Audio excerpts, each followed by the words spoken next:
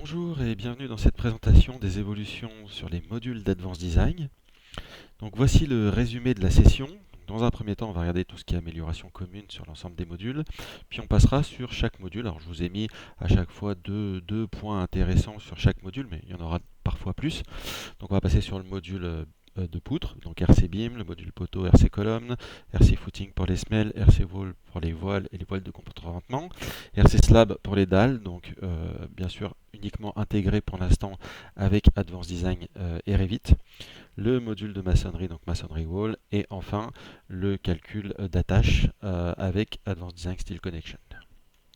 Bien, on va commencer par les améliorations communes à tous les modules. Alors la première amélioration, c'est l'affichage du ratio d'acier qui est dorénavant visible dans le panneau d'information. Ça permet de vérifier rapidement le ratio d'acier de l'élément. Alors si c'est une poutre, vous aurez en plus la possibilité d'avoir le ratio par travée si cette poutre présente plusieurs travées. Sinon, pour les autres modules, vous aurez en bas à droite du panneau d'information le ratio d'acier. Ça, on peut le voir assez rapidement directement dans le module. Donc, je vais passer sur l'affichage du module. Donc, vous voyez cette poutre-ci qui est à 2 travées. Donc, on voit bien ici la différence entre les 2 travées. Et vous avez le ratio d'acier total en partie inférieure droite du panneau d'information.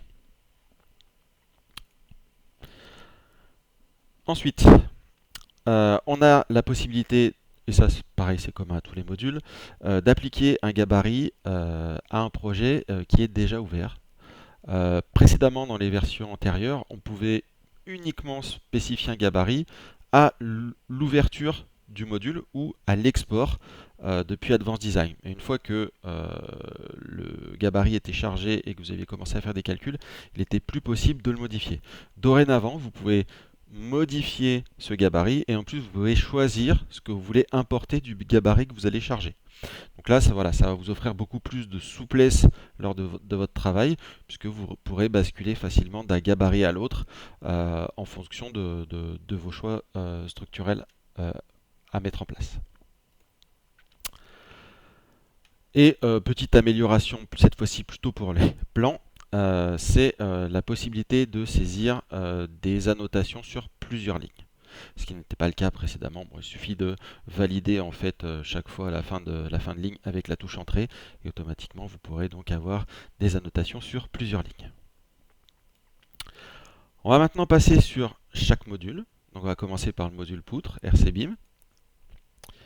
Alors, dorénavant, quand vous exportez depuis Advanced Design une poutre dont l'option table considérée en table nervurée a été activée, vous allez pouvoir récupérer cette fois-ci non pas une section rectangulaire dans le module de ferriage, mais la section en T équivalente monolithique. Et bien sûr, les efforts qui seront exportés seront les efforts de la section équivalente et non pas les efforts qui viendraient uniquement sur la section rectangulaire. Pour les appuis, on est maintenant capable donc de définir si l'appui va être situé au-dessus, en dessous ou des deux côtés. Ces données-là, elles sont maintenant exportées d'Advanced Design et en plus, vous pouvez du coup avoir la position réelle des appuis sur le plan. Donc ça, je peux vous le montrer également rapidement sur le module poutre. Oups, on va revenir en arrière. Ces options-là se situent dans la rubrique ici géométrie et pour chaque travée, vous allez pouvoir ici définir si vous le voulez en partie inférieure, en partie supérieure et en partie supérieure et inférieure. Voilà, tout simplement. Donc ça apparaîtra automatiquement sur la partie plan ici. Vous voyez ici je suis uniquement en inférieur et ici en supérieur et inférieur.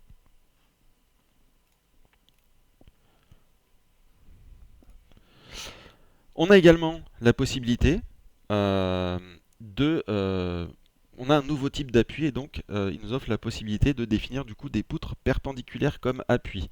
Donc ça c'est pareil, ces données elles peuvent être éditées manuellement ou alors quand c'est un export qui est fait depuis Advanced Design, il va détecter automatiquement si une poutre perpendiculaire est plus grande que la poutre que vous désirez calculer et dans ce cas là si elle est plus grande elle sera alors cette fois-ci considéré comme étant un appui et donc implémenté tel quel, exporté tel quel dans le module de ferraillage.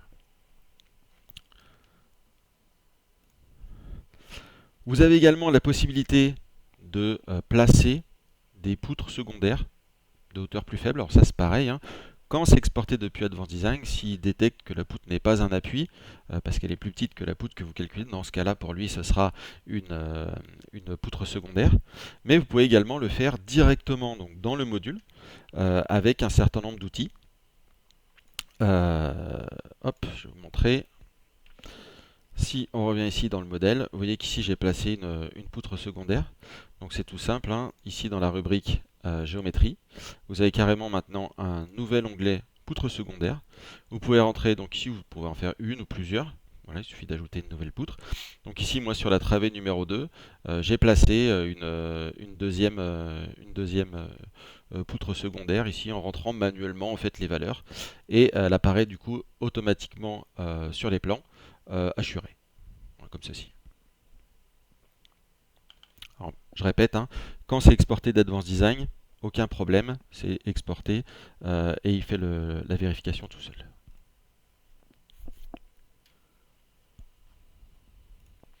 Et enfin, dernière nouveauté sur le module poutre, c'est vous avez deux diagrammes supplémentaires pour les vérifications en torsion qui peuvent être affichés de manière graphique et qui sont intégrés également dans la note de calcul. Un pour le ferraillage longitudinal et l'autre pour le ferraillage transversal de torsion, ce qui va vous permettre de vérifier plus facilement tout le ferraillage de torsion qui a été mis en place par rapport aux aciers qui sont dus principalement généralement à la flexion. Donc voilà pour le module poutre. On va maintenant passer sur le module poteau. Donc là, on a quelques améliorations. La première, c'est la possibilité de saisir une géométrie différente pour les poutres supérieures, ce qui n'était pas le cas précédemment. Précédemment, on pouvait indiquer des poutres devant, derrière, à gauche et à droite, mais elles avaient forcément les mêmes dimensions. Maintenant, automatiquement, vous pouvez, vous voyez dans la boîte de dialogue qui est en bas à gauche, indiquer de manière indépendante la largeur et la hauteur des poutres. Si vous exportez depuis Advanced Design, ces données sont automatiquement importées depuis le modèle Advanced Design et vous pouvez vous en servir à plusieurs choses. Alors déjà, elles apparaîtront bien sûr à l'affichage sur les plans et deuxièmement, vous pouvez également vous en servir pour calculer les longueurs de flambement de manière précise avec la formulation KAKB si vous vous mettez en méthode de calcul automatique.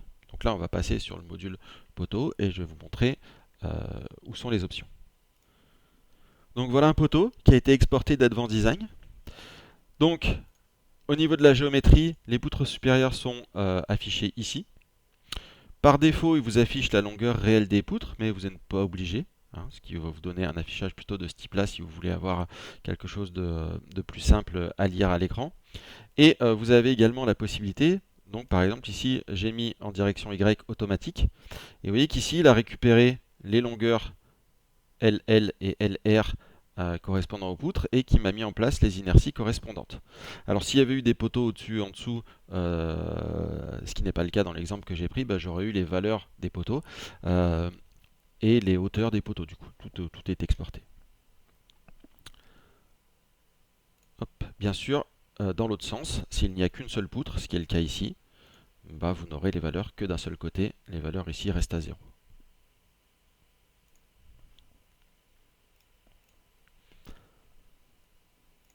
Ensuite, on a la possibilité de désactiver la vérification par courbe d'interaction.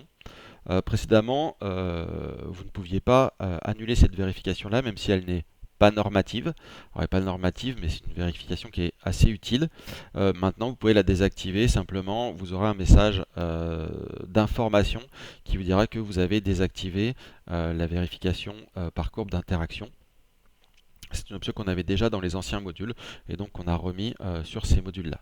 Ou simplement une case à cocher dans la rubrique hypothèse des poteaux. Et ensuite, vous avez tout ce qui est amélioration du ferraillage transversal, cadre et épingle. On a maintenant la possibilité de choisir une méthode de répartition Alors vous en avez plusieurs, vous en avez 4 par quantité et longueur, par espacement ou par espacement et longueur. Et en plus, vous pouvez choisir le type de répartition que vous voulez. Donc 3 répartitions, 2 répartitions ou carrément personnalisé. Donc c'est assez facile à utiliser et je vais vous montrer ça dans le module. Donc voilà le poteau de tout à l'heure que j'ai calculé. Vous pouvez constater, comme je vous le disais, que vous avez un message d'avertissement quand vous désactivez la vérification par les courbes d'interaction. Et ce qu'on va faire, c'est que je vais vous montrer donc les options de modification des aciers transversaux. Donc par défaut, le logiciel va vous mettre en 3 zones de répartition. Maintenant, si vous voulez modifier et uniquement avoir un resserrement des cadres en partie supérieure ou uniquement en partie inférieure, vous pouvez choisir ici ce qui vous intéresse. Si on reste sur 3 zones de répartition, vous voyez que par défaut ici il est réparti par quantité. C'est-à-dire qu'en fait vous allez choisir pour le premier paquet et pour le dernier paquet un nombre d'éléments avec un espacement et il adaptera automatiquement le dernier paquet central ici. Donc si vous venez modifier ici et que vous lui dites que vous en voulez 6 et que vous voulez appliquer, automatiquement il va modifier l'espacement. Si vous changez et que vous mettez par exemple par espacement, dans ce cas-là c'est l'inverse, c'est-à-dire que vous allez changer les différents espacements et automatiquement il va venir modifier le nombre ici correspondant pour que vous ayez toujours une répartition correcte des éléments ici. Vous pouvez bien sûr ici modifier les différentes valeurs de départ et d'arrivée en restant, on va dire, dans certaines bornes autorisées par l'Eurocode. C'est assez simple à utiliser. Voilà, donc par exemple on peut choisir ici du coup par quantité et on va dire ici que on veut pour le paquet 1 on en veut 10 voilà, et il va adapter automatiquement les différents espacements. Donc voilà pour cette nouveauté sur le ferraillage transversal sur les poteaux. On va maintenant passer au module de semelle. Donc là, c'est une nouveauté principalement pour la France. On a une méthode supplémentaire pour déterminer donc du coup la capacité portante sismique ultime sous charge verticale. Avant, on l'avait uniquement sur les versions précédentes à l'Eurocode 8. Et maintenant, on peut la déterminer en fonction de la NFP 94261. Vous avez bien sûr le choix de revenir à l'ancienne norme si vous voulez, mais cette vérification du coup elle est maintenant pleinement implémentée avec la nouvelle norme et le détail des calculs sont disponibles dans la note. Hein. Donc dans le rapport, on a un chapitre supplémentaire qui nous permet d'avoir le détail des calculs de la valeur de Nmax. Dans cette version aussi, on a un meilleur contrôle des ouvertures de fissures. Euh, Juste après les calculs, voilà, les informations les plus importantes concernant la vérification des fissures sont maintenant affichées dans le panneau d'information. Et en plus, vous avez maintenant un chapitre supplémentaire dans la note qui vous détaille les vérifications d'ouverture de fissures. Avec cette nouveauté, on a maintenant une nouvelle option qui fonctionne comme dans le module BIM, donc dans le module poutre, qui va nous permettre de maintenir l'ouverture de fissure dans une limite.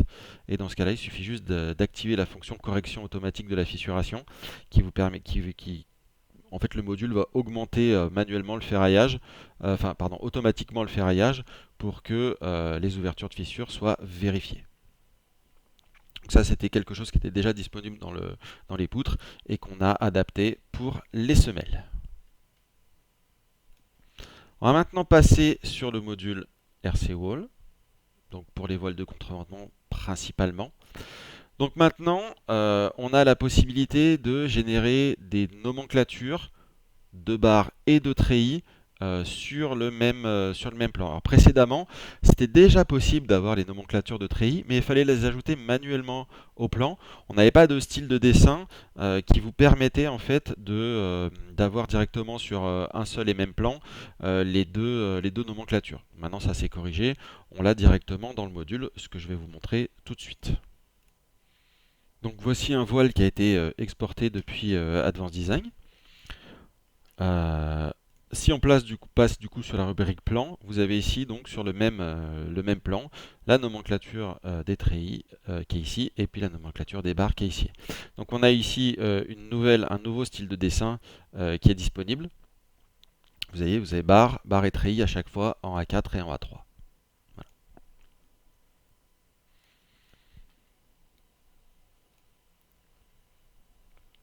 Pour les murs de contreventement, principalement, parce que cette option n'est pas disponible pour les voiles armées standards, il est désormais possible d'importer et d'exporter les torseurs à l'aide d'une feuille Excel.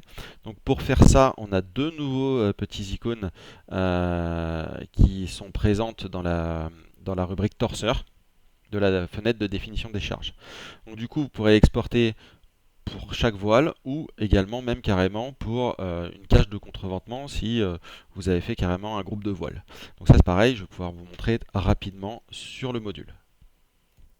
Donc voici une cage de contreventement qui a été exportée depuis Advanced Design. Donc là on peut voir les torseurs sur chaque voile et puis le torseur du groupe de voiles. Donc si vous allez ici donc dans la boîte de dialogue des définitions des charges, vous voyez qu'ici vous avez deux icônes. Celui-ci vous permet d'importer et celui-ci vous permet d'exporter vers Excel. Il suffit de choisir le voile qui vous intéresse dans la liste. Voilà, si on prend le premier voile, et de cliquer ici sur exporter vers Excel, pardon. Ça va nous demander un endroit pour le mettre. On va écraser le fichier précédent et automatiquement donc du coup il va vous exporter les différents torseurs. Donc vous pouvez faire des modifications. Par exemple, je sais pas moi, remettre à zéro par exemple les éléments que vous considérez comme étant trop faibles. Voilà par exemple. Ensuite, on peut simplement ici le sauvegarder. Et il suffira du coup de l'importer ici. Et il viendra mettre du coup faire les modifications qu'on vient d'apporter. Voilà. Donc ici, on récupère bien les valeurs que j'ai modifiées.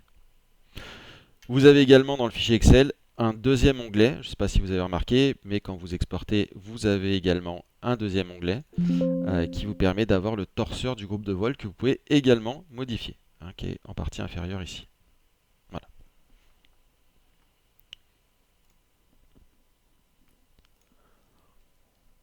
On va maintenant passer sur le module RC Slab, donc les dalles dans Advanced Design. Donc on a une nouvelle forme de barre pour les extrémités des dalles. Donc on va avoir, précédemment, on avait uniquement les barres droites et les barres avec cross, les barres crossées. Maintenant on a la possibilité d'avoir des U et même des U dissymétriques. Ça nous permet de définir les différents types d'ancrage sur les bords. Et bien sûr, vous pourrez les définir bord par bord. Pour gérer ça, on a un onglet spécial dans les paramètres où on peut définir pour chaque lit de ferraillage si on veut des U, des barres ou des aciers crossés. D'ailleurs, pour la gestion des crosses, dans cette version, la fenêtre d'édition et de modification du ferraillage a été améliorée, comme vous pouvez le voir à l'écran, afin de modifier les paramètres d'ancrage pour chaque zone de ferraillage. Avant, c'était identique pour l'ensemble des zones. Maintenant, vous pouvez spécifier pour chaque zone de ferraillage le type d'ancrage à mettre en place et les différentes éventuellement longueurs de recouvrement à prendre en compte. On a une nouvelle option pour les solutions de ferraillage. Dans cette version, on peut choisir la méthode de recouvrement. Alors précédemment, on pouvait le faire avec des pourcentages. On indiquait le pourcentage pour chaque lit à reprendre. Et maintenant, on peut le faire en valeur absolue de section d'acier. Donc là, par exemple, vous voyez sur l'exemple, suivant X, on peut lui indiquer et lui dire que le premier lit doit couvrir toute la surface et avoir une section minimale de 6,5 cm² par mètre linéaire. Et s'il en manque, bah, elles seront mises automatiquement en plus dans le deuxième lit. Sur les plans, on a quelques améliorations qui ont été mises en place. Alors déjà, vous pouvez sortir deux plans, un pour chaque direction. Donc là, vous aurez le choix en fait de choisir la direction de ferraillage, soit en X, soit en Y. Et bien sûr, vous avez la possibilité de revenir à ce que faisaient les versions 2023 et antérieures, à savoir de dire que vous voulez dans les deux directions, donc X et Y. Toujours sur les plans, autres améliorations qui sont disponibles, c'est au niveau de la génération des plans.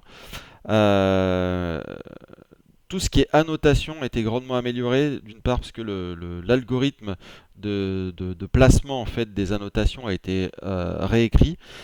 Donc déjà, il va essayer au maximum d'éviter les collisions entre les annotations et entre les annotations et les barres. Si jamais la disposition vous plaît pas, vous pouvez déplacer soit la notation, soit la ligne de côte de manière indépendante. C'est-à-dire que les éléments sont indépendants et vous pouvez les déplacer l'un par rapport à l'autre sans modifier, sans déplacer l'ensemble comme c'était le cas dans les versions précédentes. Et enfin, dernière amélioration, non, il y en a encore une, je crois, après derrière, c'est une meilleure représentation des trémies. Donc là, vous avez une option qui est activée par défaut, hein, qui est la possibilité d'avoir du coup un ombrage, comme vous l'avez à l'écran. Et si vous décochez cette case-là, bah, bien sûr, vous aurez la représentation des versions précédentes, à savoir simplement un rectangle pour les différentes trémies. Et enfin voilà, la dernière option qui est de pouvoir masquer les trames et ce qu'on appelle grille en fait dans Advanced Design.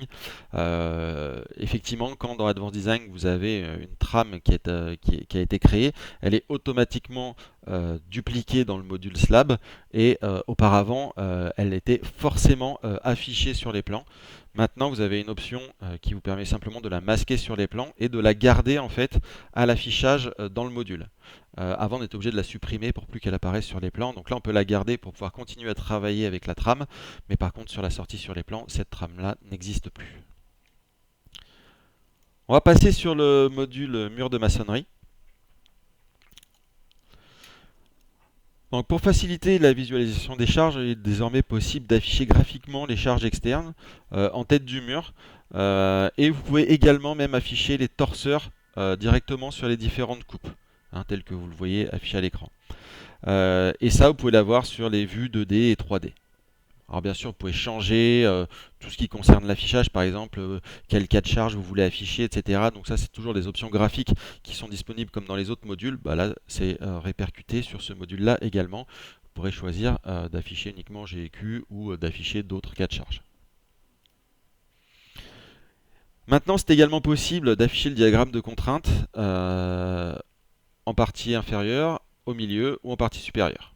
Donc simplement des boutons radio qui vous permettent de faire cette modification-là pour graphiquement avoir différentes valeurs à afficher à l'écran. Et enfin, les bases de données sont maintenant sauvegardées par élément. Précédemment, si vous modifiez par exemple les matériaux, par exemple les éléments de maçonnerie, et que vous faisiez une modification, c'était intégré dans la base de données, et donc les nouveaux murs de maçonnerie que vous auriez fait auraient intégré cette modification-là. Maintenant, chaque élément que vous allez faire aura sa propre base de données qui repartira de zéro à chaque fois, et donc vous pourrez toujours repartir de la base de données propre et éventuellement la modifier. Donc ça va simplifier la gestion des bases de données pour ceux qui faisaient souvent des modifications sur les différentes sections et éventuellement les mortiers ou carrément les éléments de maçonnerie. On va passer sur le module Steel Connection. Et la principale nouveauté, c'est une nouvelle attache. Attache de tubes soudés. Alors ça peut être fait avec des tubes carrés ou rectangulaires.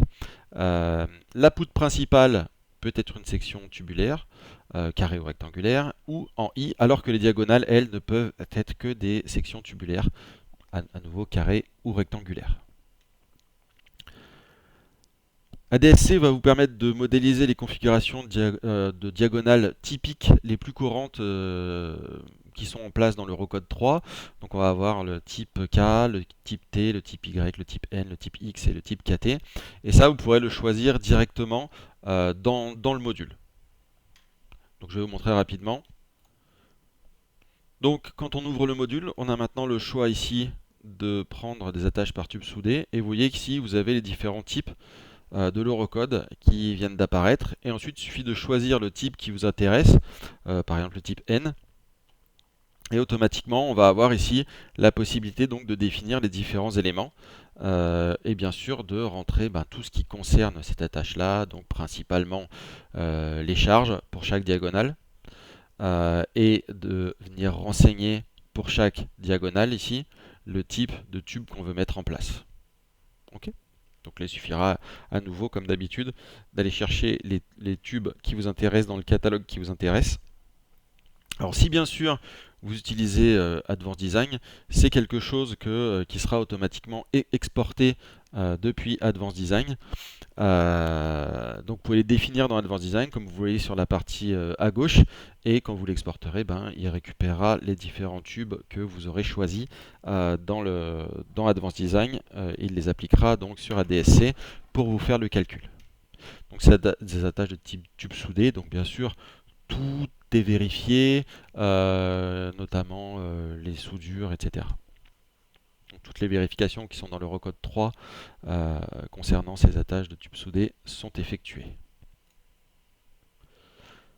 Donc ça, c'est ce que je viens de vous dire. Et puis ensuite, on a tout ce qui est exploitation graphique et notes détaillées.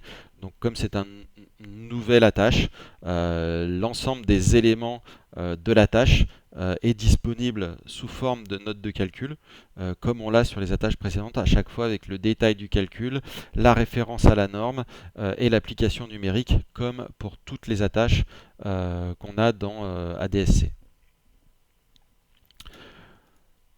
Bon, voilà un petit peu pour l'ensemble des nouveautés des modules. Alors bien sûr, il y en a bien plus que ça. Je vous ai simplement montré les principales nouveautés.